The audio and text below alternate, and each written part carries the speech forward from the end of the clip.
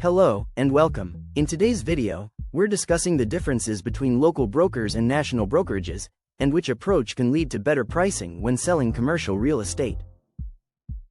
When selling commercial real estate, one of the most important decisions you'll make is choosing between a local broker and a national brokerage.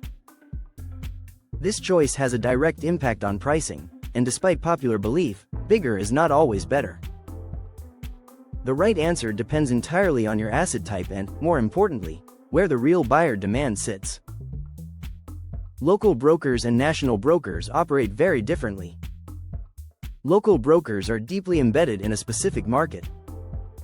They know which buyers are active, which developers are repositioning capital, and the story behind recent sales that never make it into public data. Their advantage is relationship depth and hyper-local market intelligence. National brokerages, on the other hand, aren't defined by geography alone. The strongest national firms are asset class specialists. They focus exclusively on niches like net lease, medical office, cold storage, or data centers, and they maintain buyer relationships across the country and internationally. For many mainstream commercial assets, local brokers often deliver stronger outcomes. Small to mid-size multifamily, standard industrial, suburban office, and neighborhood retail properties usually trade within a localized buyer pool. In these cases, pricing is driven by local relationships, zoning nuance, and market credibility, all areas where experienced local brokers excel. Local brokers can often create competitive tension quietly, reaching the most likely buyers before a property ever hits the market. Their ability to defend pricing during due diligence frequently protects value through closing. But local expertise has a limitation: the buyer ceiling. Local brokers tend to work with the same buyers repeatedly. Those buyers know the market and rarely overpay. This creates certainty, but it can cap upside. National specialists shine when assets appeal to out-of-market or institutional capital.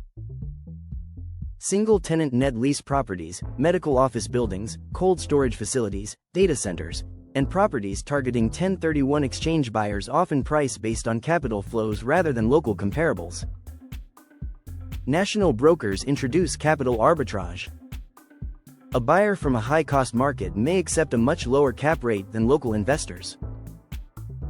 Just one aggressive out-of-market buyer can reset pricing expectations and push offers meaningfully higher. The key question isn't local versus national, it's buyer control. Who has access to the most motivated, aggressive capital for your specific asset? If your likely buyer is local, local expertise wins. If your buyer is institutional, exchange-driven, or geographically flexible, national reach wins. The most dangerous option is the middle ground: brokers who claim national reach without true buyer access, or generalists lacking asset-specific expertise. Pricing power comes from understanding where real demand sits and matching your property to the broker who controls that buyer pool.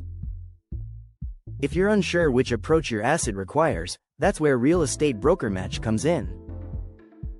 We analyze your property type, buyer profile, and pricing drivers, then connect you with the broker, local or national, best positioned to maximize your sale price.